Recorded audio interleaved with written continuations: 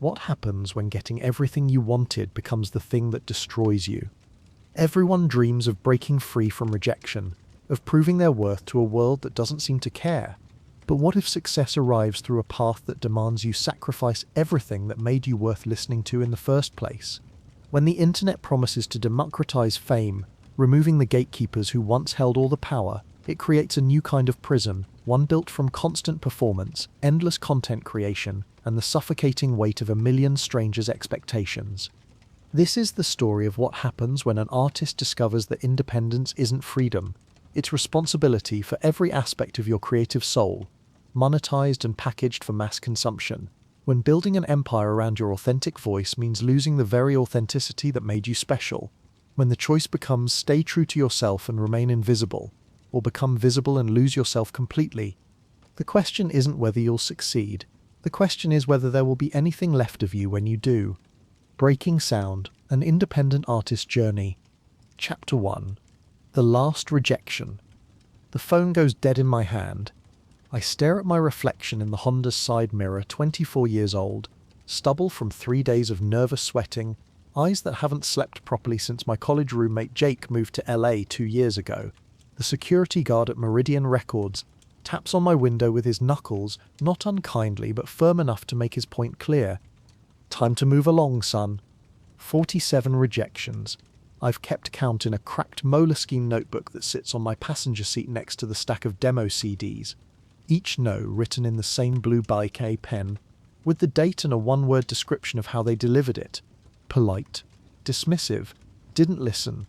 Today's entry will read, hung up mid-sentence. I start the engine and pull past the billboard on Sunset Boulevard. There's Marcus Chen, the kid who got signed to Atlantic last month after his TikTok blew up. I went to Berkeley with Marcus. His voice was decent, his songwriting adequate, but he understood something I didn't. Timing and platforms matter more than pure talent. The drive back to my apartment in Koreatown takes 40 minutes in traffic. 40 minutes to think about the conversation I'll have with my parents tonight. Dad will try to sound supportive while obviously thinking about the $80,000 in student loans I'm carrying. Mom will suggest maybe it's time to use that business degree just as a backup plan. My apartment is a studio above Kim's grocery, rent controlled at $1,200 a month, which is still 30% more than I make at the coffee shop in Silver Lake. The guitar, a 2018 Martin D28 I bought with my graduation money, leans against the wall next to my makeshift recording setup, a Focusrite Scarlett interface, our Audio-Technica AT2020 microphone I got on Facebook Marketplace for $60, and a MacBook Pro that's 3 years old and shows beach balls whenever I run Logic Pro with more than 8 tracks. I sit on the edge of my futon and pick up the Martin. My fingers find the chord progression to Midnight Train, the song that makes Sarah from the coffee shop stop cleaning tables when I play it during my breaks, the song that made my sister cry the first time she heard it, the song that A&R representatives describe as not quite what we're looking for right now.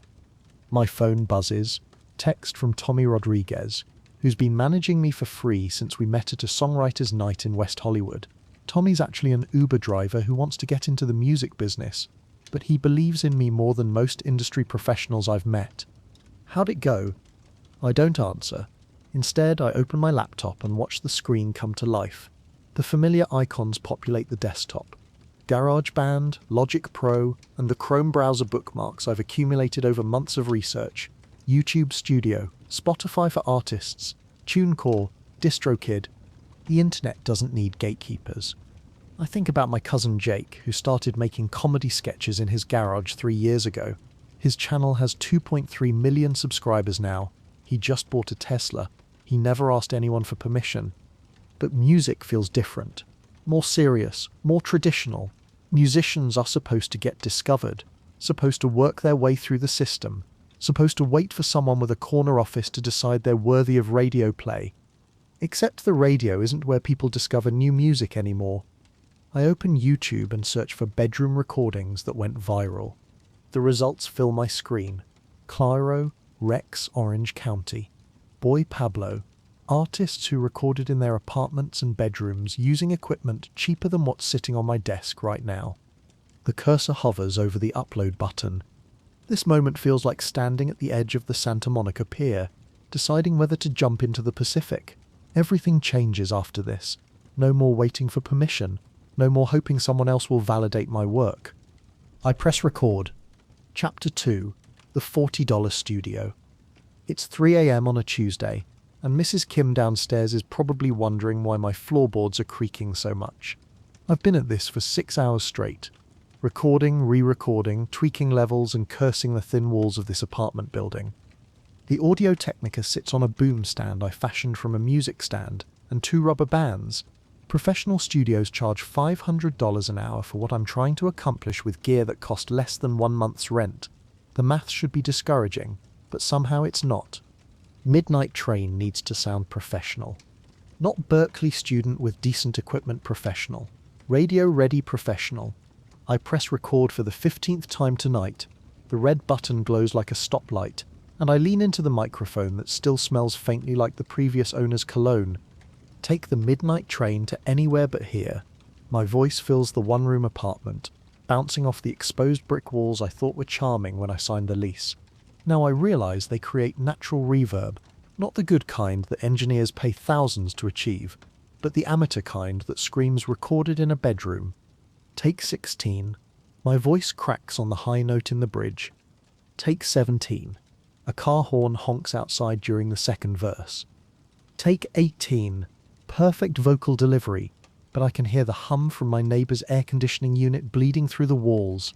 Take 19. Finally works. My voice is smooth, controlled, and the emotion comes through the cheap microphone like magic. The performance I've been chasing for 3 years, captured at 3:47 a.m. above a Korean grocery store. Now comes the part I actually know how to do. The part they don't teach you at Berkeley, but you learn from YouTube tutorials and trial and error at 4 a.m. Logic Pro opens with its familiar interface, a rainbow of tracks and plugins that represent the difference between a decent song and a hit record. I've watched enough videos to know the basics: EQ to shape the frequency response, compression to control dynamics, reverb to add space and dimension. The vocal track sits lonely in the center of my screen, a green waveform that contains 3 years of songwriting, 2 years of vocal lessons, and 4 years of music theory classes compressed into 4 minutes and 32 seconds. I add the drums first. Not real drums. I can't afford a drummer or a drum kit or the studio time to record them properly. These are samples from a pack called Indie Folk Essentials that cost me $12. The kick drum punches through my Audio-Technica headphones, the snare cracks like kindling in a fireplace, and the hi-hats shimmer like rain on pavement. Each element gets its own track, its own frequency range, its own space in the stereo field. Bass guitar panned center to anchor the low end. Acoustic guitar panned slightly left to balance the electric guitar on the right. Harmony vocals floating wide in the stereo image, creating a choir of my own voice layered 6 times.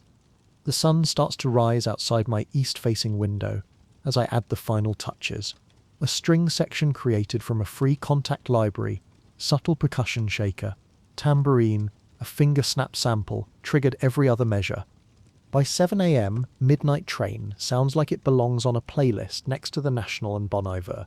Not because I'm as talented as those artists. I'm realistic about my abilities, but because the technology exists to make bedroom recordings competitive with million-dollar productions. I export the final mix as a 24-bit WAV file, then convert it to the MP3 that streaming services require. The computer takes 30 seconds to process 3 hours of mixing work into a single file that will either change my life or disappear into the digital void. The playback begins through my studio monitors, KRK Rokit 5s I bought used on Reverb for $180. My voice fills the room, but it doesn't sound like my apartment anymore. It sounds like a real studio, professional, radio-ready. I compare it directly to my favorite Phoebe Bridgers song, switching back and forth between her track and mine. The quality is identical, the production just as clean, the vocal just as present and intimate. No one would know this was recorded in a bedroom above a grocery store at 4 a.m. My phone shows 7:30 a.m. I need to be at the coffee shop by 9. 2 hours of sleep, if I'm lucky. But I can't stop listening to what I've created. This isn't just a song anymore. It's proof of concept. Evidence that the barriers between amateur and professional have collapsed. That talent and determination matter more than access to expensive studios or industry connections. I upload the track to SoundCloud first, the platform where bedroom producers become superstars and record labels go shopping for new talent. The progress bar fills slowly over my apartment's sketchy Wi-Fi connection. Title: Midnight Train. Description: recorded in my apartment, hope you like it. Tags: indie, folk, bedroom recording, singer-songwriter. I hit publish at 7:47 a.m. and close the laptop. 3 years of rejection from industry gatekeepers. 47 no responses from people who never listened to the full song. Thousands of dollars in student loans for a music education that taught me everything except how to actually build a career. None of that matters now. I'm not waiting for permission anymore. Chapter 3. 53 people. 6 months later, my masterpiece has 53 plays on SoundCloud. I know this number by heart because I check it obsessively. Every morning with coffee, every lunch break at work, every night before bed. 53 people have listened to the song I poured my soul into. Most of them are friends from college. My mum accounts for at least 12 plays. Tommy keeps telling me to be patient. These things take time, he says, though his expertise comes from managing a friend's band that broke up after 3 months. His heart's in the right place, but patience doesn't pay student loans. I'm wiping down tables at Groundwork Coffee on Melrose when my phone buzzes in my apron pocket. Usually I ignore notifications during work hours. My manager Jessica has strong opinions about phones during shifts, but something makes me glance at the screen. TikTok notification. Your sound has been used in a video. I don't remember posting Midnight Train to TikTok. Actually, I barely understand TikTok. It seems like a platform for teenagers dancing to 15-second clips, not serious songwriters trying to build careers. But curiosity wins. During my break, I sit in the parking lot and open the app. A girl I've never met is lip-syncing to my chorus. She's maybe 19, sitting in what looks like her car, wearing a Billie Eilish t-shirt and too much eyeliner. The video has 847 views. 847 people have heard my song through this 15-second clip. More people than my SoundCloud has reached in 6 months. My phone keeps buzzing. Another video, same song, different person. This time it's a guy with a guitar, trying to figure out my chord progression. He's in his bedroom, squinting at his phone screen, playing along to my track. The video has 623 views. Then another. A girl covering my song, actually covering it, not just lip-syncing. She's sitting cross-legged on her bed, playing an acoustic guitar, singing my words in her own voice. The comments are full of people asking who wrote the original. The notifications won't stop. My phone overheats and the battery dies twice during my shift. I plug it into the charger behind the espresso machine and watch the numbers climb. My SoundCloud plays jump from 53 to 127, then 298, then 75 fists. Something is happening, something I don't understand but can't ignore. This is what going viral looks like in real time. Not millions of views overnight like in the movies, but organic growth as real people discover something they want to share. The TikTok algorithm has noticed engagement around my song. It's showing my audio to users who like similar music. They're creating their own videos, adding their own interpretations, spreading my song to their followers. I refresh my Spotify for Artists dashboard during my lunch break. Usually it shows 0 plays for days at a time. Today it shows 1,247 streams and climbing. The comments start appearing on every platform. This song saved my relationship. Where can I buy this? Why isn't this on the radio? I've had this on repeat for 3 days. I screenshot everything. This might be the only time it happens. I want proof that for one moment my music actually reached people who weren't obligated to care about me. But the momentum keeps building. The TikTok algorithm feeds my song to new audiences. People in different time zones, different countries, different languages. My bedroom recording plays in bedrooms around the world. 5,000 streams. 10,000. 15,000. My phone rings during the evening rush at the coffee shop. Jessica gives me a warning look, but I recognize the number from my submission spreadsheet. Indie Music Blog, one of the smaller publications I'd contacted months ago. Is this Alex Chen? The voice is professional, enthusiastic. I run Bedroom Pop Weekly. We feature viral hits. Can we interview you about Midnight Train? My first interview, about the song that 53 people ignored last week. More opportunities follow.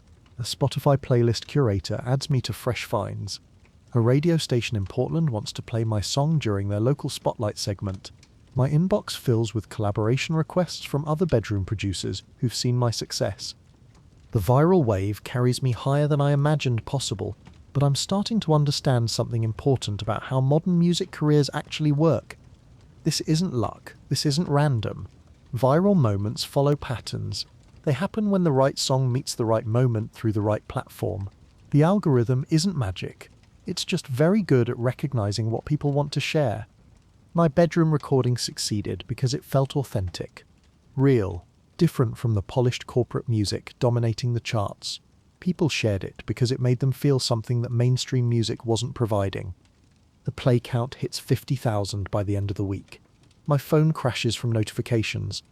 I walk outside after my shift and look at the same street I've walked every day for 8 months. Same palm trees, same traffic, same smog-filtered sunset.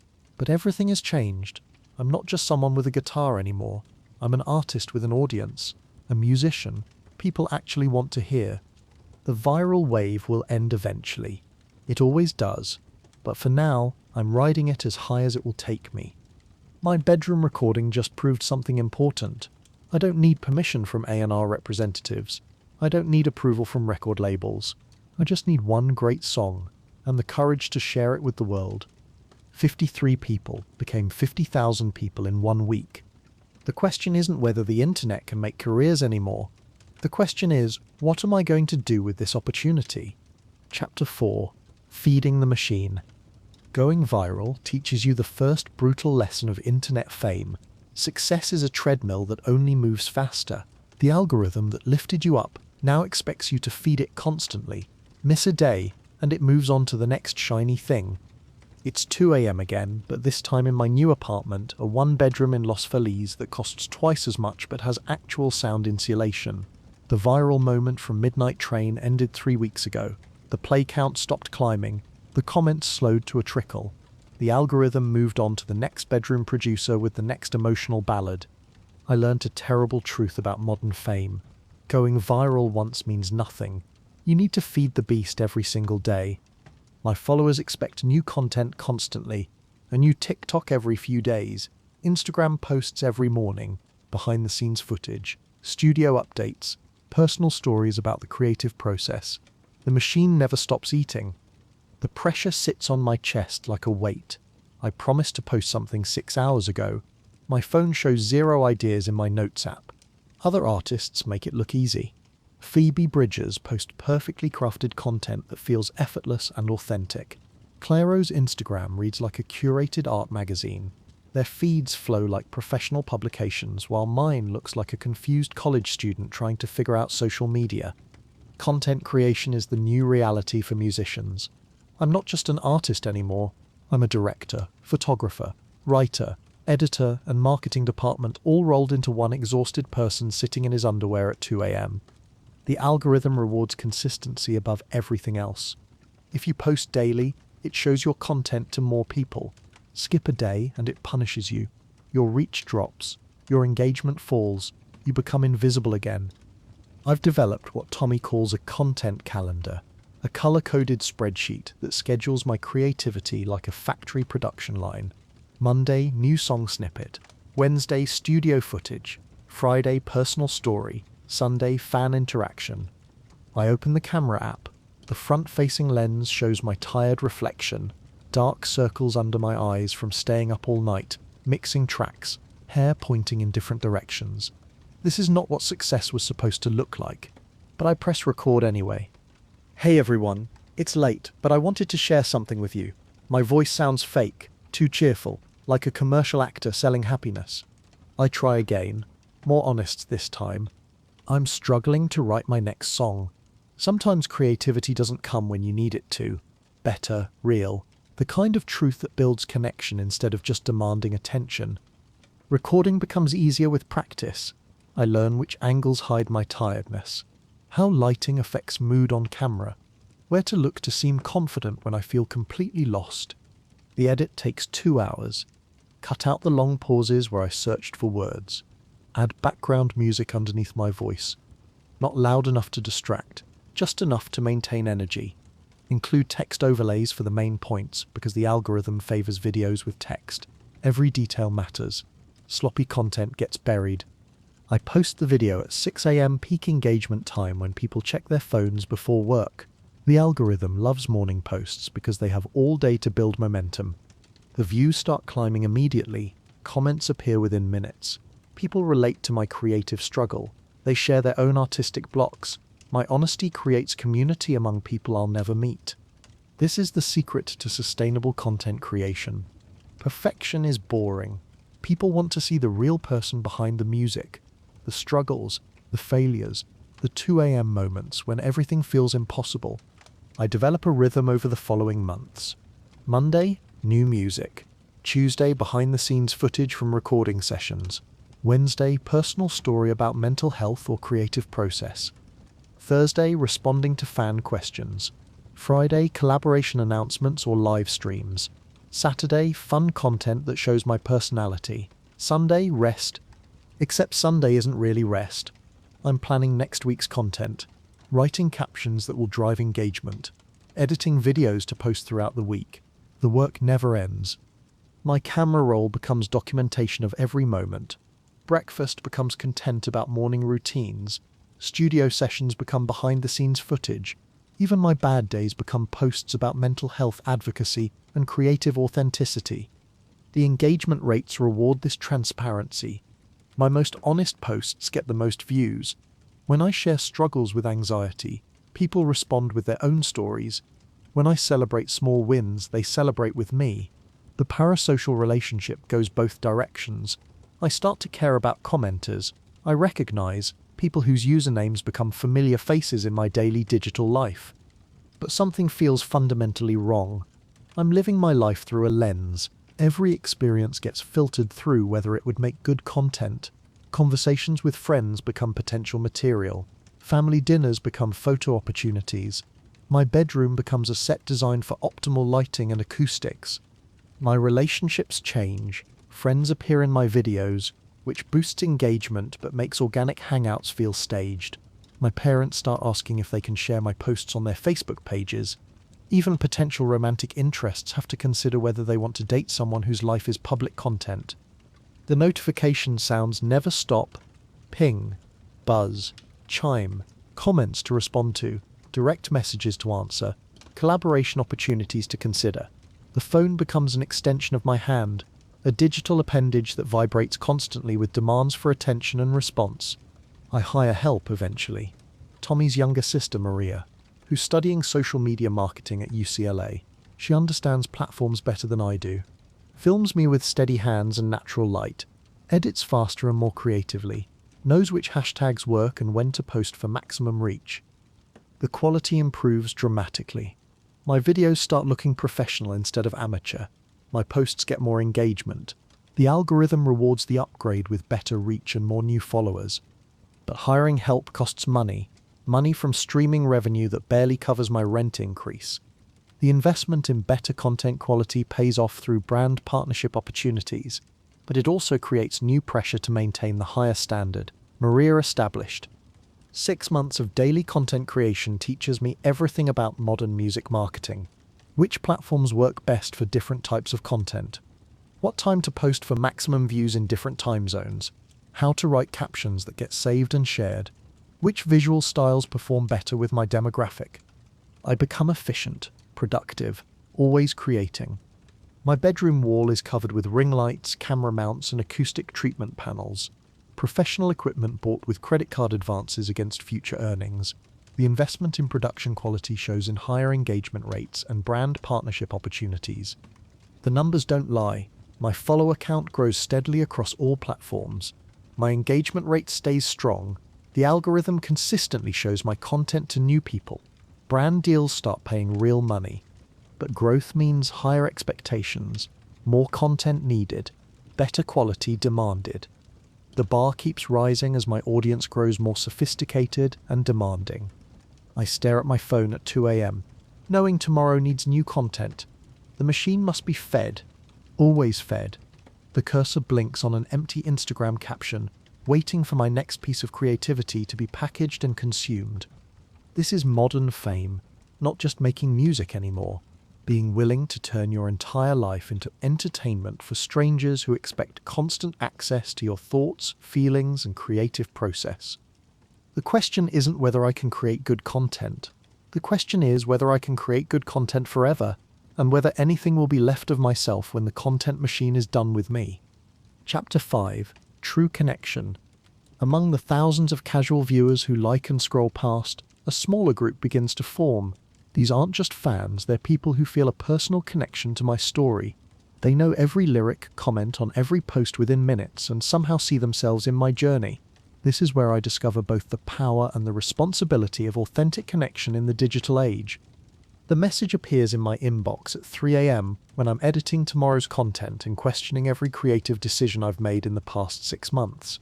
The subject line makes my stomach drop. Your music saved my life. I've received hundreds of messages since going viral. Most are short, nice compliments about my songs, quick questions about my guitar setup or recording process. Easy to answer with copy-paste responses that sound personal enough. But this one is different. 6 paragraphs long, raw, emotional. A stranger named Riley sharing their deepest pain with someone they've never met. They write about depression that started in high school, about feeling invisible in a world that seemed designed for everyone else, about my song Midnight Train being the only thing that made sense during the worst week of their life. They know every word, every guitar chord, every vocal inflection. They've listened 847 times. This is my first real superfan. Someone who doesn't just like my music, someone who needs it to survive. The responsibility feels crushing. I'm just a person with a guitar and some basic recording skills. Not a therapist, not a hero, just someone who got lucky with a viral song and managed to build a small following around bedroom recordings. But to Riley, I'm everything. More messages arrive over the following weeks. Similar stories with different details. My music is soundtracked to their most important moments. First kisses soundtracked by Midnight Train, graduation ceremonies where they played my songs, funeral services where my lyrics provided comfort when nothing else could. These aren't casual listeners anymore. They're people who feel a personal connection with me and my art, like I'm speaking directly to their experiences through songs I wrote in my apartment. This connection has a name in psychology: parasocial relationships. It's when fans develop one-sided friendships with artists they'll never meet in person.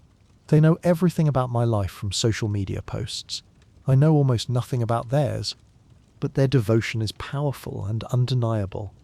They buy everything I create within hours of release, share my content religiously across their social networks, defend me against negative comments with the fierce loyalty of family members. They're my personal army of supporters, and they ask for nothing except continued access to my creative process. The superfans organize themselves without my input. They create fan pages I never approved, design merchandise I never commissioned, write detailed analyses of my lyrics that reveal meanings I didn't consciously intend. Some interpretations surprise even me, showing depth in songs I thought were straightforward. A 19-year-old named Sarah leads the biggest fan group. She posts about me daily on Instagram and TikTok, creates elaborate photo collages from my social media posts, writes fan fiction based on my song lyrics, imagining stories about the characters in my music. Her dedication is impressive and slightly terrifying in its intensity. She knows my posting schedule better than I do. Comments within seconds of new content, always first, always supportive, always watching. Her profile shows she's been following me since I had 200 followers, before the viral moment when my music reached almost no one. The superfans develop their own language around my work. Inside jokes based on throwaway comments in my videos, references to specific moments from live streams. They create community around shared obsession with my creative output, building friendships with each other through their mutual connection to my art. I realize something crucial about modern music careers. 1,000 dedicated superfans are worth more than 1 million casual listeners who forget your name after one play. Casual listeners might stream my song once, maybe twice if they really like it. They'll forget about me when the next viral hit captures their attention. Their engagement is shallow, temporary, disposable. But superfans listen to everything I create, sometimes obsessively. They buy my merchandise, attend my shows, convert their friends into new listeners through aggressive promotion. They're my business foundation, the financial base that makes everything else possible. Building superfans requires different skills than creating viral content. Instead of reaching everyone with broad appeal, I focus on connecting deeply with specific people who share my aesthetic and values. I start responding to fan messages personally, not generic copy-paste replies, but real responses that show I read their words carefully. I remember details from previous conversations, ask follow-up questions about their lives, thank them specifically for their support. The effort takes hours every day, time I used to spend on broader content creation, but the results are extraordinary. Fans share screenshots of my personal responses with their friends. They feel seen, valued, special. The individual attention transforms casual listeners into lifetime supporters. I create exclusive content for my most dedicated followers, behind-the-scenes footage they can't find anywhere else, early access to new songs before they go public, personal voice messages thanking specific fans by name for their continued support. The superfans reward this attention with increased devotion. They promote me more aggressively to their social networks, spend more money on merchandise and concert tickets, create more fan content that spreads my music to new audiences. The investment in individual relationships multiplies across their networks. I launch a fan club with monthly membership fees. Nothing expensive, just $5 a month for exclusive content and direct access to me through video calls. The response overwhelms me. Hundreds of people pay monthly just to feel closer to my creative process. They don't just want my music, they want to be part of my story, to feel like they're contributing to something larger than themselves. But managing superfans becomes complicated as the relationships deepen. Some fans cross boundaries I never clearly established. They find my personal social media accounts that I keep separate from my artist profiles, learn my real address through creative internet detective work, show up at the coffee shop where I still work part-time, hoping for casual encounters that feel organic but aren't. A few become genuinely obsessive. They analyze every word in my posts for hidden meanings about my personal life, create conspiracy theories about my relationships and mental health, fight with other fans about who supports me more authentically, turning my comment sections into battlegrounds of competing devotion.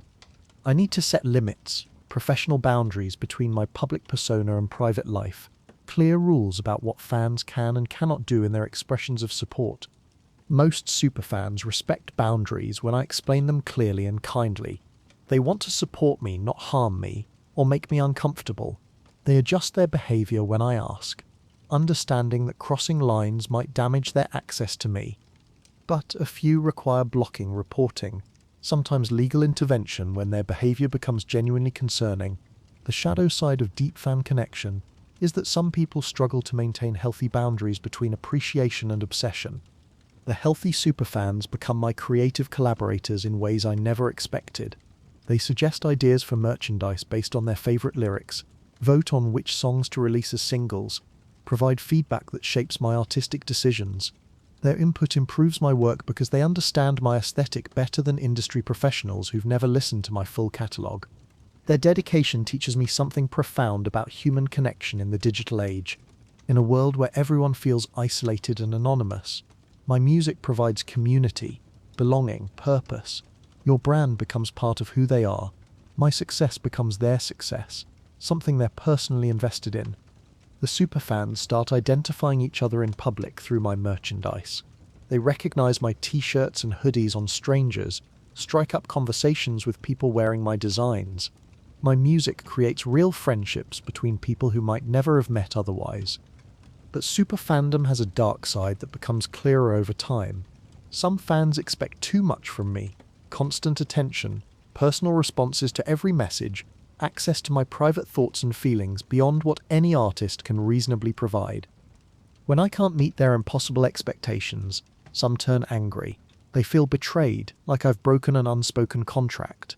Their love becomes resentment overnight, and they turn their promotional energy toward tearing down what they previously built up. I learned to manage fan relationships like any other business relationship. Clear communication about boundaries, consistent appreciation without promising more than I can deliver.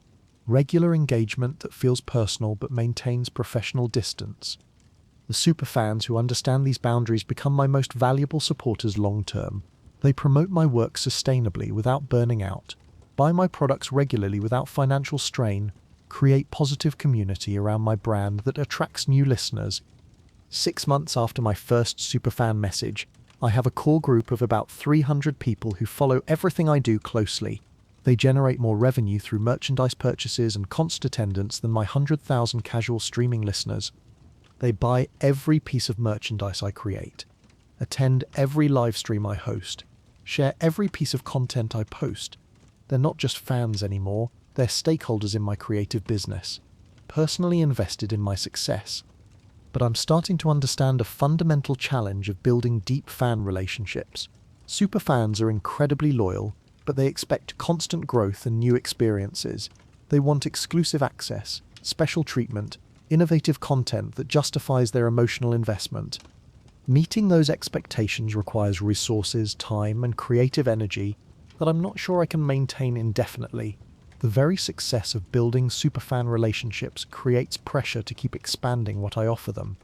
And that pressure is about to teach me hard lessons about the difference between building a sustainable career and building an empire that consumes everything in its path. Chapter 6: The Money Problem.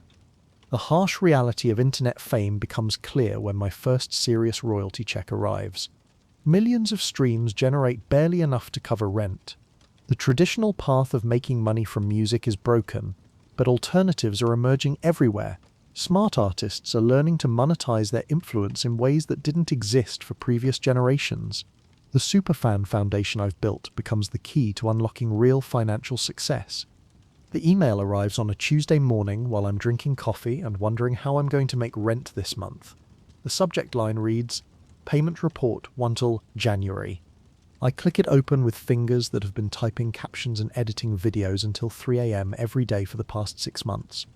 The numbers load slowly on my phone screen. Streams 2,847,392. Total revenue $4,291.14. I read it 3 times, thinking maybe there's a decimal point error. Nearly 3 million people listened to my music last month. My songs played in bedrooms and cars and coffee shops around the world.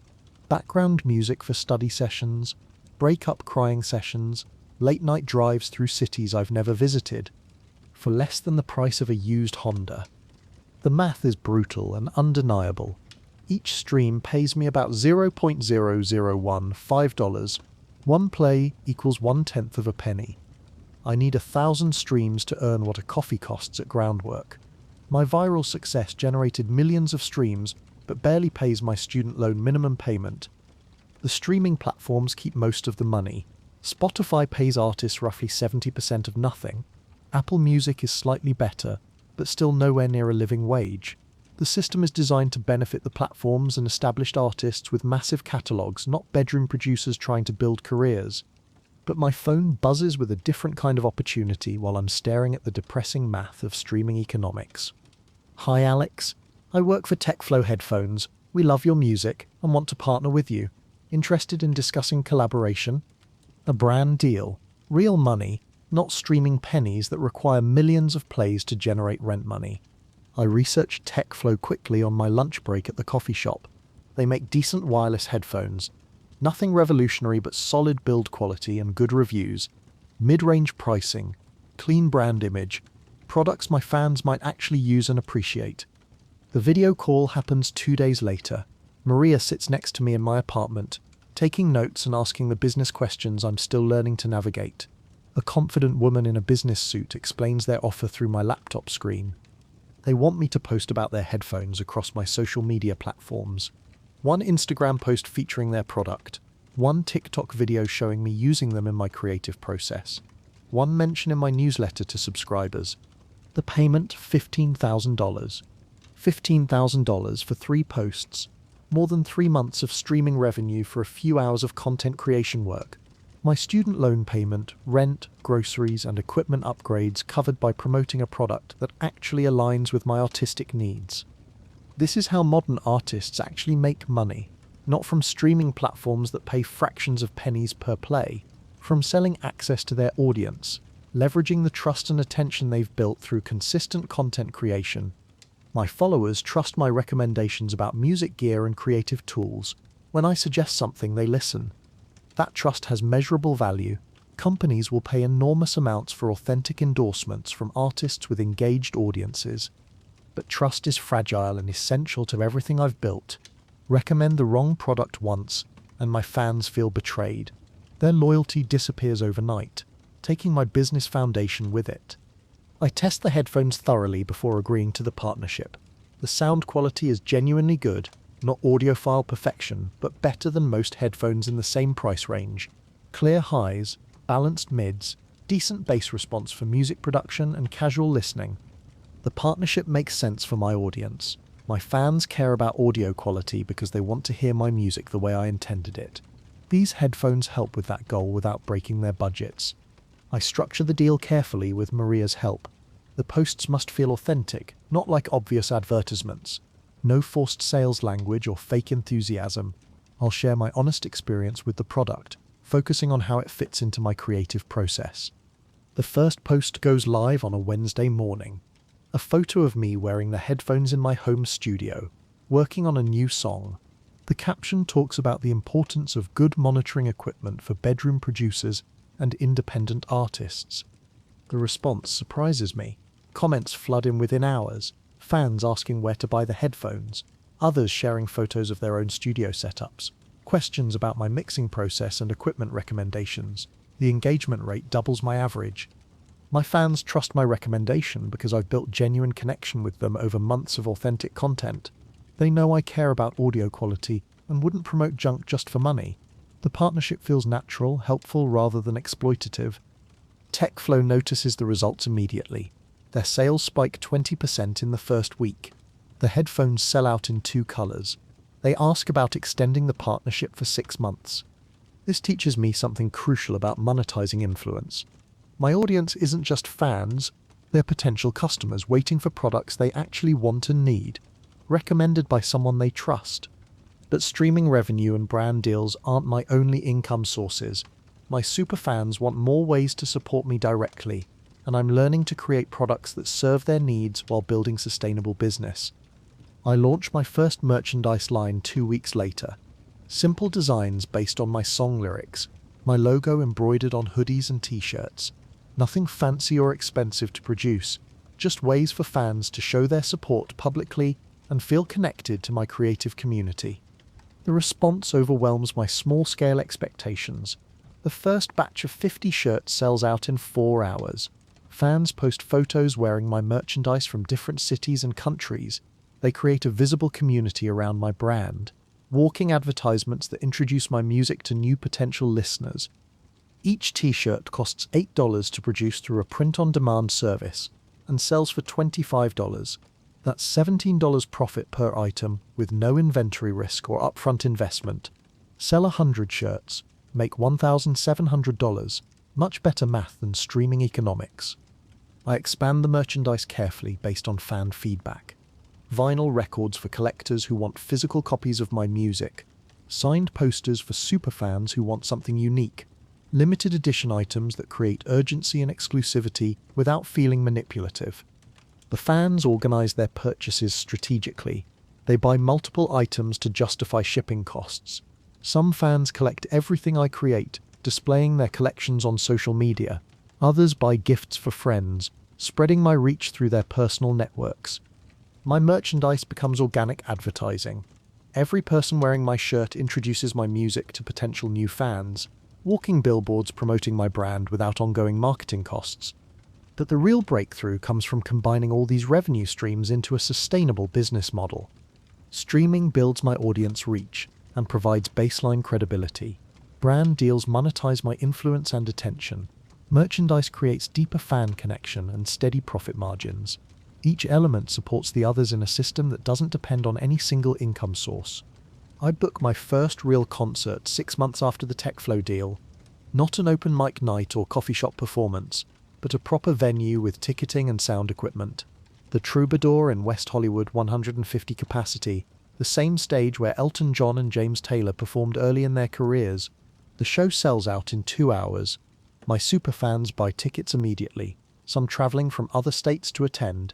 They meet in person for the first time, connecting faces to usernames they recognize from my comment sections. Concert revenue is immediate and substantial. $3,750 from ticket sales at $25 each, plus merchandise sold at the venue. Another $800 in one night, plus tips from fans who want to support me directly, plus new followers gained from people who attend and discover my music live. But live performance requires different skills than bedroom recording. Stage presence under bright lights, crowd interaction between songs, managing nerves and technical equipment while maintaining the intimate connection fans expect from my recorded music. I hire professionals to help. A sound engineer who understands my aesthetic, lighting that creates the right mood, a small team to handle merchandise sales and fan interactions. The investment costs money up front, but pays off through better shows that create lasting positive memories. Each successful concert leads to bigger opportunities, larger venues with higher ticket prices, opening slots for established artists with similar audiences, festival bookings that expose my music to thousands of new listeners. The live performance ladder extends upward as far as I'm willing to climb. The money starts flowing from multiple directions simultaneously. Streaming provides baseline income that grows slowly but steadily. Brand partnerships create substantial paydays every few months. Merchandise generates consistent profits from fan loyalty. Live shows deliver immediate cash and audience expansion. This system is called revenue diversification, multiple income sources that reduce business risk. If one stream slows down, others maintain my financial stability. No single point of failure can destroy my career. My bank account transforms from hundreds to thousands to tens of thousands over the course of a year, from worrying about rent to planning investments and equipment upgrades. The financial pressure that drove me to work double shifts at the coffee shop disappears, replaced by the complex challenge of managing growing business responsibilities. But success creates new problems I never anticipated. Everyone wants a percentage of my income now. Managers offer their services for 15 to 20% of everything I earn. Agents promise better deals in exchange for exclusive representation. Lawyers want to protect my interests through expensive contracts and legal structures. The music business reveals its true nature. It's not about music anymore. It's about building a machine that efficiently converts fan attention into sustainable income across multiple revenue streams. I realized something profound about independent artistry in the digital age. Going viral was just the beginning, proof that my music could reach people who weren't already in my social circle.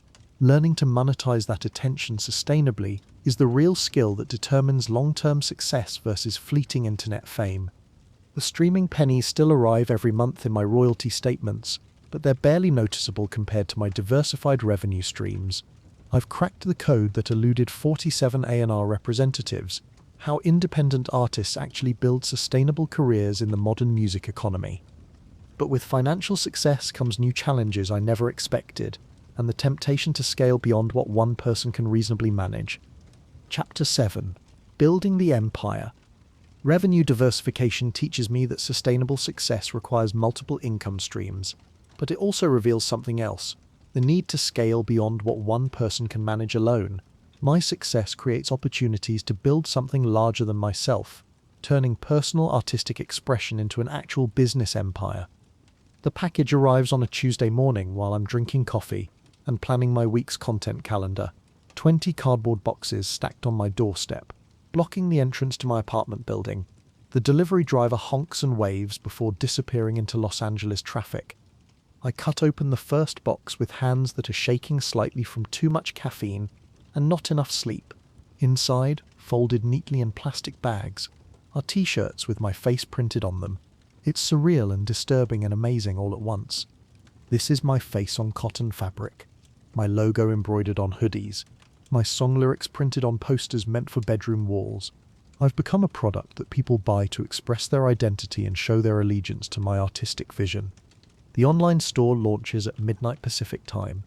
I stay awake watching the orders roll in through my phone screen, each notification representing someone spending their money on physical objects that represent me. 1 sale, 10 sales, 50 sales, the numbers climb steadily through the night. By morning, half my inventory is gone. Fans post photos wearing my merchandise from different time zones and countries.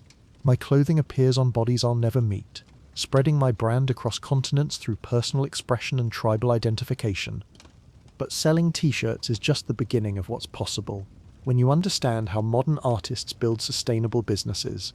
Other independent musicians are creating multimedia empires around their personal brands, clothing lines, mobile applications, subscription services, educational programs, entire businesses built on the foundation of artistic authenticity and fan connection.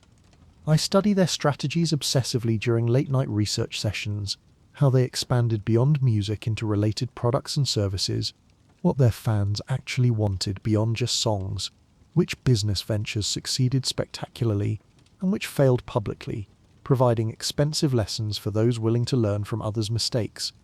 The pattern becomes clear through my research. Successful artist entrepreneurs don't just sell random products with their logos slapped on them. They create solutions for problems their fans actually face, leveraging their unique expertise and community trust. My fans' biggest problem, based on hundreds of direct messages and comments, is discovering new music they'll love. They trust my taste because they connected with my songs. They want my recommendations about what else to listen to. This insight sparks my next business expansion. I launch a monthly music discovery box 3 months after my first merchandise drop. Vinyl records from underground artists I personally discover and vet. Handwritten notes explaining why I chose each song and what I hear in the music. Limited edition items you can't find elsewhere. Demo recordings, alternate versions, unreleased tracks from promising bedroom producers. The subscription service sells out immediately.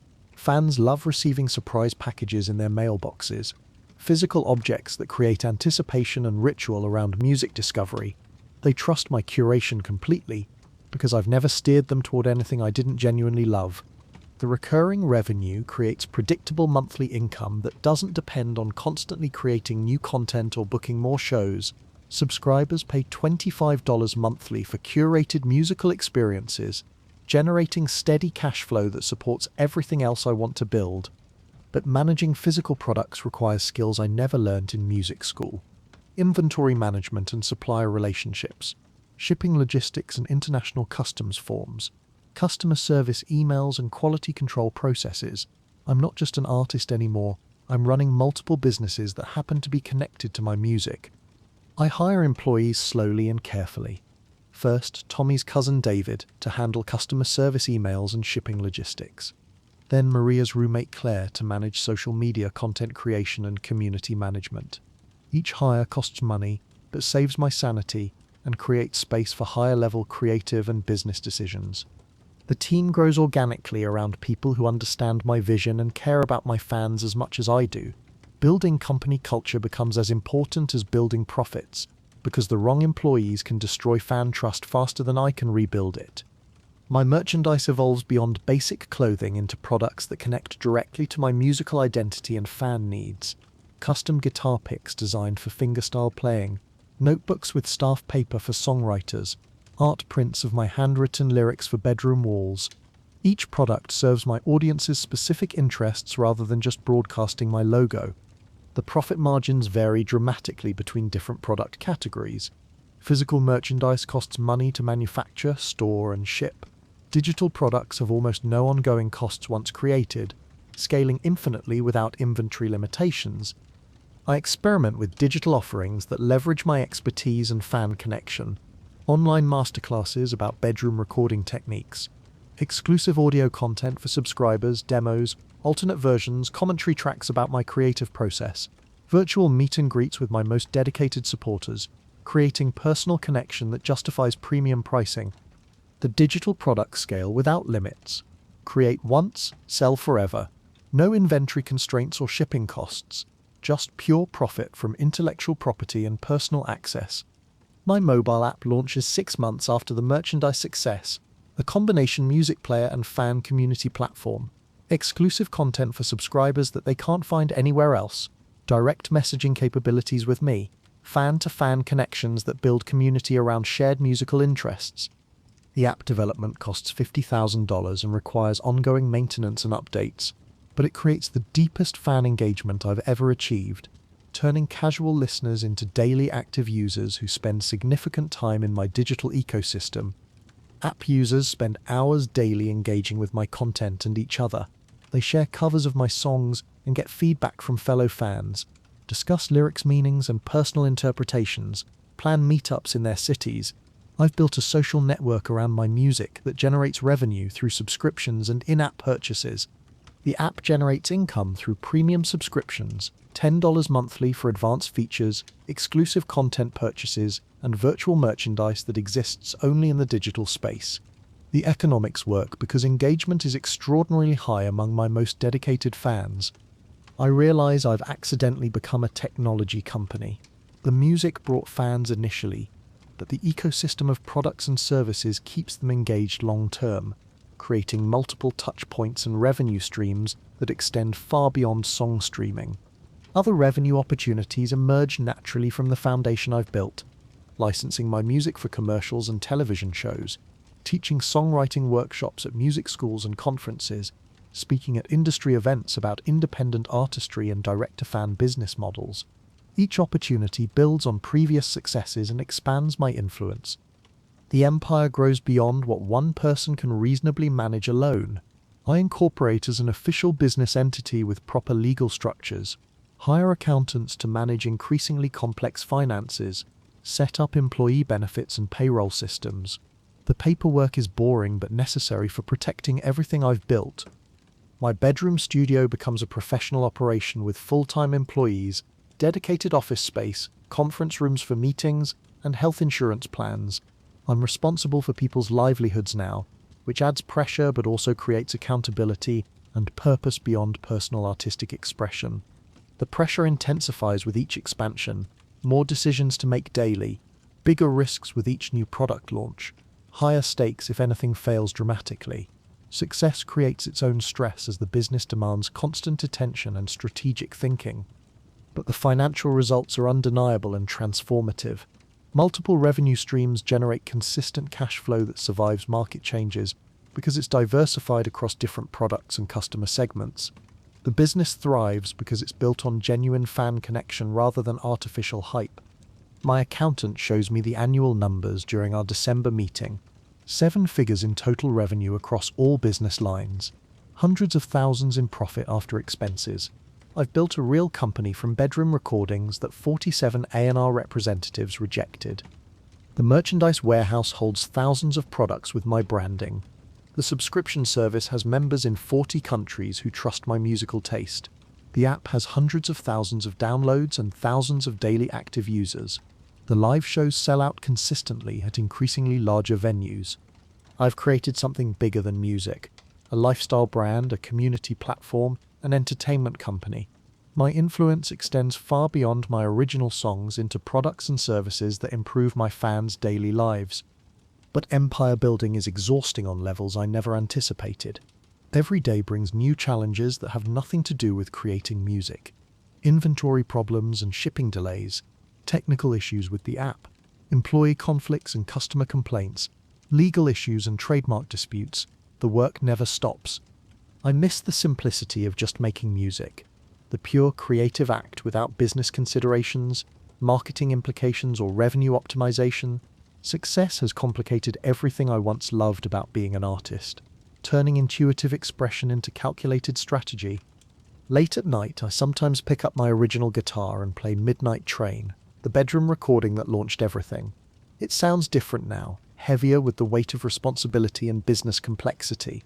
The song that felt like pure emotional expression now represents the foundation of an empire that employs 12 people and serves thousands of customers. I've proven that independent artists can build substantial businesses around their creative work, generate serious wealth through direct fan relationships, create lasting value that extends beyond fleeting viral moments. The traditional music industry isn't the only path to sustainable creative careers, but I'm starting to wonder if building an empire was worth losing the simple joy of being a songwriter. The success I thought I wanted has created new problems I never anticipated, and the pressure is building towards something that will force me to make fundamental choices about who I want to be. Chapter 8. The Breaking Point. The empire I've built demands constant attention, constant growth, constant performance. The business that was supposed to free me from the constraints of the traditional music industry has created its own set of chains. The pressure builds until something has to give, and when it does, everything changes. The panic attack hits during my biggest show yet. A sold-out theatre in downtown LA, 2,500 screaming fans singing my words back to me. The moment I've dreamed about since I first picked up a guitar as a teenager. But my chest tightens like a vice during the second song. My vision blurs at the edges despite the perfect stage lighting. Sweat pours down my face faster than the heat from the lights can explain. The crowd noise becomes overwhelming, each voice amplified beyond tolerance. The cheering feels like attack instead of appreciation. I'm 3 songs into the set when the world starts spinning. My fingers find the chord changes through muscle memory, while my mind spirals into darkness. The fans don't notice, because I've learnt to perform through anything. The show must go on. The content must be created. The fans must be fed. My guitar tech David notices first. He steps closer during the instrumental bridge, asking if I need water. His voice sounds distant, underwater, like he's speaking through thick glass. I shake my head and keep playing, but my hands are trembling visibly now. I force myself through 2 more songs before the break. The crowd thinks it's intermission. I know it's survival. Backstage, I collapse into a plastic chair in the green cement block room that passes for a dressing room. My manager Tommy hovers nearby with his clipboard, checking his watch. 3 interviews scheduled after the show, photo shoots with contest winners, meet and greets with VIP ticket holders who paid extra for personal access. I can't do this tonight, I whisper, my voice barely audible over the sound of my heart hammering against my ribs. You have to, Tommy says, not unkindly but with the pragmatic urgency of someone whose income depends on my performance. These people paid premium prices. The interviews are already scheduled with major outlets. We can't cancel now. The business machine doesn't stop for human weakness. The show must go on. The content must be created. The brand must be maintained. The fans must be served. This is my life now. 18-hour days that start with content creation and end with strategic business planning. 7 days a week without real breaks. No time to be a person between being a product. Just constant output for constant consumption by an audience that grows more demanding as it grows larger. I perform the second half of the concert on autopilot, my body executing familiar movements while my mind detaches completely. Smile for the cameras, wave to the crowd. Thank everyone for coming out tonight. Hit the high note in Midnight Train. Take a bow. Pretend this is everything I ever wanted. The interviews afterward are torture. The same questions I've answered hundreds of times, delivered by enthusiastic journalists who treat my rehearsed responses like profound insights. What's your creative process? Who are your influences? What's next for your career? I give them the sound bites they expect while my soul feels completely empty. The meet and greet session is worse.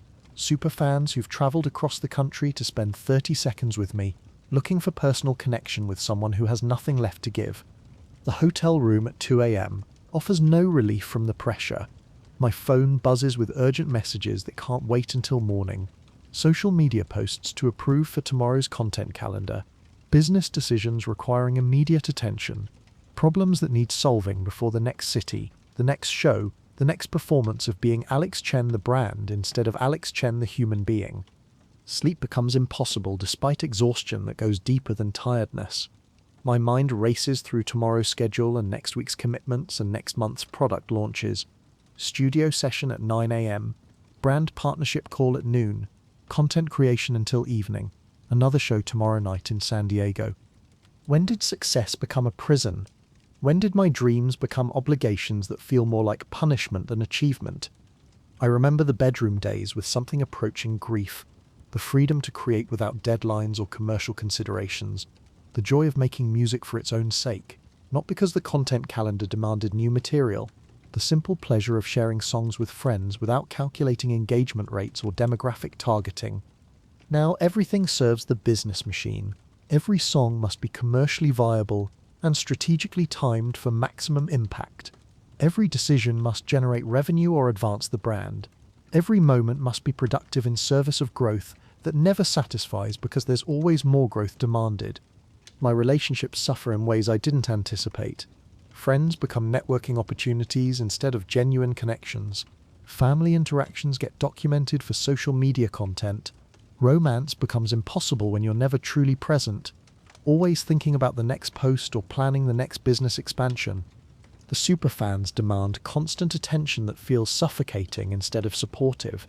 They notice when I take breaks from posting, question my commitment when I miss their messages, express disappointment when I don't meet their expectations for accessibility and personal connection. Their love has become a weight that crushes instead of uplifts. My team grows larger, but relationships become less personal. More employees mean higher overhead costs. More overhead means more pressure to generate revenue. The empire I built now controls my life completely, demanding feeding and maintenance and strategic attention that never ends. The music quality suffers despite better equipment and professional production. Not technically, I can afford the best studios and producers now, but emotionally, the songs feel manufactured instead of inspired, corporate products instead of personal expression. Music created because the schedule demands it, not because I have something to say. I'm making more money than I ever imagined possible, but enjoying life less than when I had nothing but a guitar and a dream. The irony isn't lost on me, but knowing it's ironic doesn't make it less painful. The breaking point arrives on a Thursday morning in Phoenix. I wake up in a hotel room that looks identical to yesterday's hotel room in Denver. Another day in another city performing the same routine for different faces. My assistant Maria hands me the schedule printed on hotel letterhead. 23 appointments between now and midnight. Radio interviews and photo shoots and sound checks and the actual performance. No breaks longer than 15 minutes. No time to be human between being a product. Something inside me snaps completely. Not dramatically. Just a quiet final recognition that I can't do this anymore. I'm completely empty, unable to give one more piece of myself to strangers who consume my life for entertainment. Cancel everything, I tell Maria. She stares at me like I've spoken a foreign language. Everything? The radio interview alone reaches 500,000 people. The show tonight is sold out. People travelled. Everything. The pushback is immediate and intense. Tommy threatens to quit if I don't honour my commitments. The team panics about lost revenue and damaged relationships. Fans express anger and disappointment on social media when the cancellations go public. The business machine revolts against being starved. But I'm done, completely empty, unable to perform being myself for one more audience. I disappear for a week, turn off my phone and drive north until I reach a small cabin in the mountains where no one recognizes my face. The silence feels like medicine for wounds I didn't know I was carrying.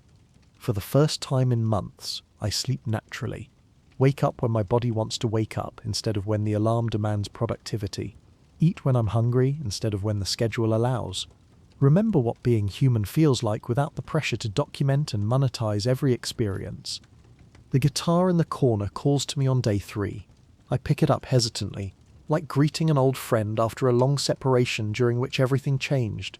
The strings feel familiar under fingers that have been typing captions more than playing chords. The song that emerges is different from anything I've created in years, raw and honest about being lost inside my own success, about missing the person I used to be before I became a brand, about the cost of dreams that come true in ways you never expected. This is the song that saves my career, not because it goes viral or generates revenue, but because it reminds me why I started making music originally. For the pure human connection that happens when authentic expression meets genuine listening. I return to Los Angeles with new boundaries that everyone resists but gradually accepts. Fewer commitments and more selective opportunities. The business machine protests, but adapts when it realizes the alternative is complete shutdown. The team restructures around sustainability instead of growth at any cost. Delegation becomes essential. Other people handle details while I focus on creative decisions that actually require my input. Quality over quantity becomes more than a motto. I hire a therapist who specializes in performer burnout and the psychological costs of public life. The sessions reveal how common my experience is among successful artists. I'm not weak or ungrateful. I'm human, trying to navigate pressures that most people never face. The superfans initially resist my new boundaries, wanting unlimited access like before. but gradually they appreciate the improved quality of my reduced output. Less content but more meaningful connection. Fewer posts but more authentic expression. Revenue decreases temporarily as I scale back commitments and turn down opportunities that don't align with my values. But stress decreases dramatically. I sleep better, create better music, actually enjoy performances again. The trade-off proves worthwhile. I realize something crucial about sustainable success. Building an empire means nothing if it destroys the person who built it. Growth without happiness is just expensive misery that buys you problems instead of solutions. The panic attacks stop.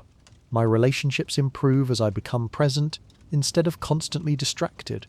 Music becomes enjoyable again instead of obligatory. I remember why I loved creating art originally, before it became a business that consumed everything.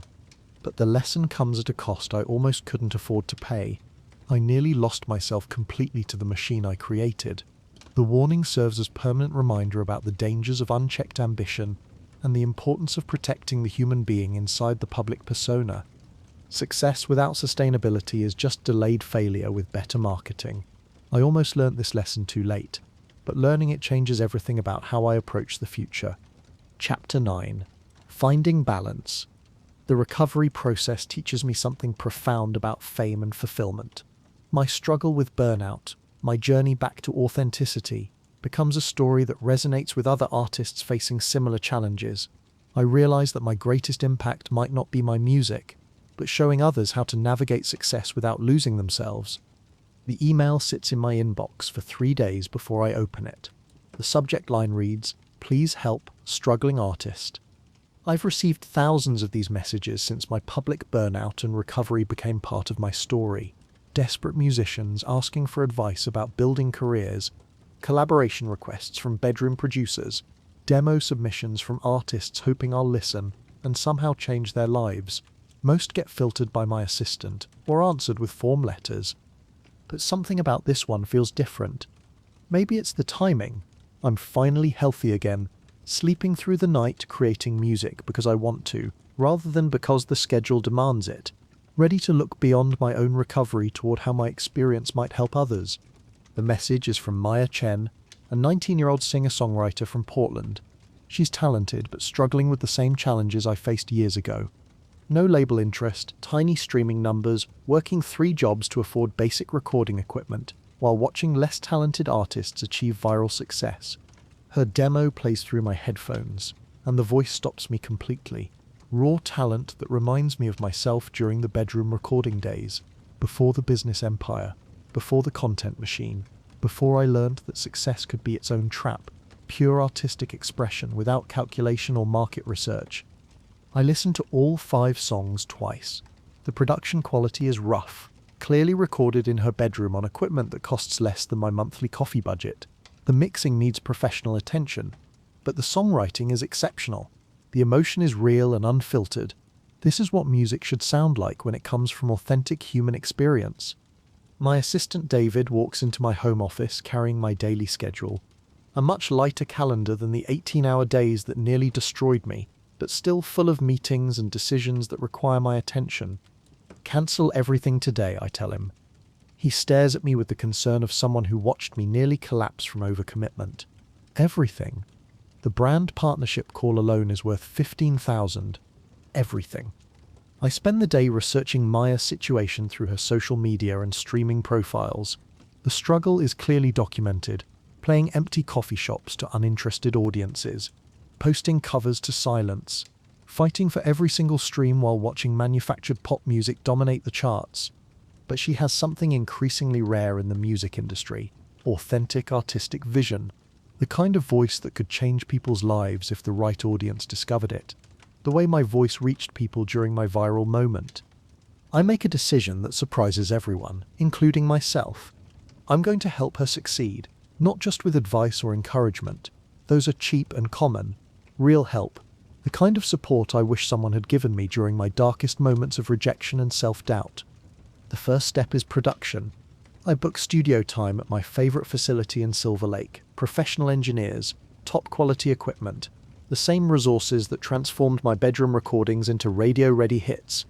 3 days of studio time costs more than Maya makes in 2 months at her day job, but it's a necessary investment in potential.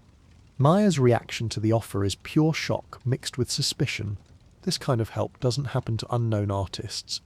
Major industry figures don't randomly decide to sponsor struggling musicians without expecting something in return. But I remember being exactly where she is, knowing I had talent but lacking resources to showcase it properly. The frustration of having great songs trapped in amateur recordings. The desperation of watching inferior music succeed while your own work gets ignored. The studio sessions reveal Maya's true potential immediately. With professional production, her voice soars beyond what bedroom recordings could capture. The songs transform from promising demos to potential hits. The difference is remarkable, not just technical improvement, but the confidence that comes from hearing yourself sound professional. I share her finished music with my network carefully and strategically. Playlist curators I've worked with for years, radio programmers who trust my taste after my own success, industry contacts who value my recommendations because I've never steered them wrong. The response is immediate and enthusiastic. Everyone hears what I heard. Raw talent that deserves wider audience reach. The kind of artist the industry claims to want but rarely supports when it appears outside traditional pathways. Maya's streaming numbers explode within weeks, not through algorithm manipulation or paid promotion, but through authentic word of mouth from industry professionals who recognize genuine quality. Her monthly listeners jump from hundreds to thousands to tens of thousands. But I don't stop at helping one artist. Maya's success proves something important about the independent route I pioneered. It can be taught to others, scaled beyond individual success stories, turned into a system that empowers multiple artists instead of just enriching established players. I launch an artist development program 6 months after Maya's breakthrough. Not a traditional record label that owns artists' work and controls their careers. Something different. A mentorship system that provides resources and guidance while preserving creative independence and ownership. This is called legacy building, creating something that lasts beyond personal success. Building systems that help others long after your own career peaks. Turning individual achievement into collective empowerment. The program focuses on practical skills that music schools don't teach. Home recording techniques that achieve professional results on bedroom budgets. Social media strategies that build genuine fan connection instead of empty follow accounts. Revenue diversification that creates sustainable careers without depending on streaming pennies. The first class has 12 carefully selected students. Artists with genuine talent and strong work ethic, chosen through demo submissions and video interviews. I provide mentorship, studio access, industry connections, and business guidance based on everything I learned through years of trial and error. The results exceed my expectations within 6 months. 8 of the 12 artists achieve significant breakthroughs, viral moments that transform their careers, brand partnerships that provide real income, sold-out shows in their home cities, real career momentum built on sustainable foundations. More importantly, they maintain creative control throughout their success.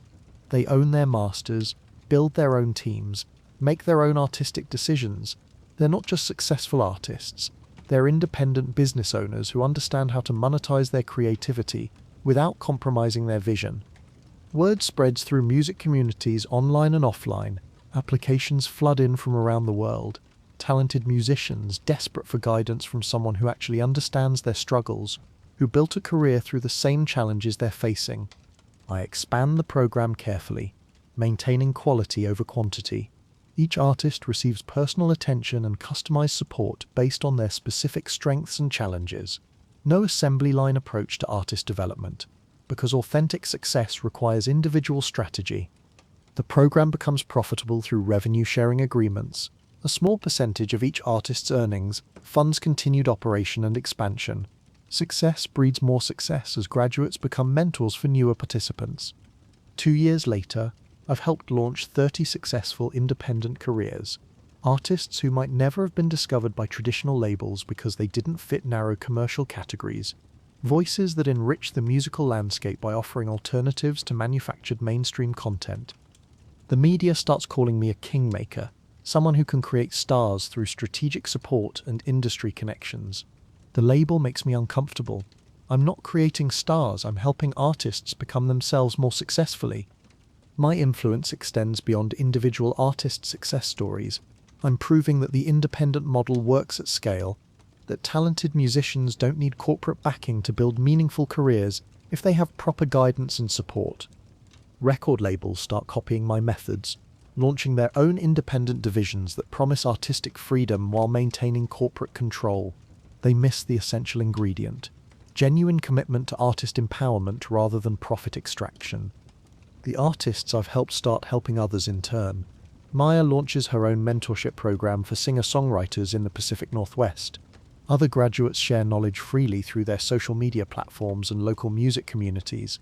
The impact multiplies exponentially. I realize I've created something larger than a business, a movement toward industry transformation through individual empowerment, a new way of approaching music careers that prioritizes artistic integrity alongside commercial success. The documentary crew arrives to film my story during the program's third-year anniversary. They want to capture where everything started, my original apartment above Kim's Grocery, though I've long since moved to a house in the hills with a proper studio. Tell us about the moment you decided to go independent, the director asks, cameras rolling in my current studio where gold and platinum plaques hang next to photos with the artists I've mentored. I've answered this question hundreds of times for interviews and panels, but today it feels different, more significant. This documentary will preserve my story for future generations of musicians facing the same choice between traditional industry pathways and independent alternatives. The camera captures my answer, but the real story isn't just about my success. It's about what that success made possible for others. The artists I've helped discover and develop their own voices. The systems I've created that will continue empowering musicians long after my own career peaks. The documentary director asks about legacy, what I want to be remembered for beyond my music. The question makes me think deeply about impact versus achievement, about the difference between building a career and building a movement. I could list traditional success metrics: albums sold, streams generated, revenue created, awards won, the numbers that industry publications use to measure artistic achievement. But those feel empty compared to the real legacy I'm building. The artist development program has expanded to 5 continents. Success stories emerge from countries where I've never performed, in languages I don't speak, musicians breaking through barriers using methods I developed, adapted to their local markets and cultural contexts. The notification sound on my phone interrupts the interview. Another demo submission from a struggling artist seeking guidance. The cycle continues as it always has. Talent searching for opportunity. Dreams looking for direction. Artists hoping someone will believe in their potential. But this message comes with something new. It's not asking for my direct help. It's thanking me for showing them the path exists, for proving that independent success is possible with the right knowledge and support. I started recording in my bedroom after watching your tutorials. 6 months later, I'm making enough to quit my day job. Thank you for proving it was possible. I read the message twice, feeling the gratitude that never gets old despite hundreds of similar messages. This is what success actually sounds like. Not applause or chart positions or industry recognition. The quiet satisfaction of knowing your struggle opened doors for others, that your pain created opportunities for people you'll never meet. The camera captures my response to the documentary question about legacy, but my real legacy isn't recorded on film. It lives in every artist who chooses independence over dependence, who builds their own path instead of waiting for permission from gatekeepers who may never come. The documentary crew packs their equipment as afternoon light streams through my studio windows. They have enough footage to tell the story they came to capture. Rejected artist becomes successful entrepreneur, builds empire, nearly destroys himself, recovers through finding purpose beyond personal achievement. But they missed the most important part. The story isn't finished. It's expanding every day through artists I've never met, using methods I developed, creating music I'll never hear, in bedrooms and basements and coffee shops around the world. My phone shows one final notification before I close it for the evening. Another demo submission. Another struggling artist ready to begin their independent journey. Tomorrow I'll listen. Tomorrow I'll respond. Tomorrow I'll continue the work of expanding possibilities for creative expression that doesn't require corporate approval or industry gatekeeping. The circle is complete but never ending. I began as a rejected artist seeking acceptance from others. I evolved into an accepted artist creating acceptance for others. The transformation serves purposes larger than personal satisfaction or financial success. Epilogue. 5 years later. The coffee shop in Portland smells like fresh espresso and possibility. I'm sitting in the back corner, laptop open, working on my latest project, a mobile app that connects bedroom producers with local venues, cutting out traditional booking agents who take percentages without adding value. Maya Chen walks in, and for a moment I don't recognize her. The 19-year-old who sent me a desperate demo has become a confident performer with platinum plaques and a sold-out tour. But more importantly, she's launching her own artist development program, extending the mentorship model to the Pacific Northwest indie scene. "You started something," she says, sliding into the chair across from me. "It's bigger than you realize." She's right. The independent artist movement has fundamentally changed how music careers work. Record labels still exist, but they're no longer gatekeepers. They're service providers competing with independent alternatives. Artists have choices now, real choices. The streaming platforms have adjusted their algorithms to favor authentic engagement over manufactured virality. Brand partnerships prioritize genuine creator product alignment over celebrity endorsements. Venues book artists based on fan loyalty metrics rather than label relationships. But the most important change is cultural. Musicians no longer wait for permission. They create their own opportunities, build their own audiences, control their own destinies. The bedroom to billboard pipeline is now the norm, rather than the exception. My own music has evolved too. Without the pressure of constant content creation or empire management, I've returned to the simple joy of songwriting. My latest album was recorded entirely in my home studio, not because I can't afford professional facilities, but because the intimacy of bedroom recording serves the music better. The songs are more personal now, less calculated for commercial impact. They explore themes of mentorship and legacy, of finding purpose beyond personal achievement. Fans respond to the authenticity the same way they responded to Midnight Train years ago. I still perform occasionally, but only when the music demands it. Small venues where I can see individual faces in the audience, places where music still feels like conversation rather than performance. The artist development program has become self-sustaining. Graduates mentor new participants. Success stories inspire applications.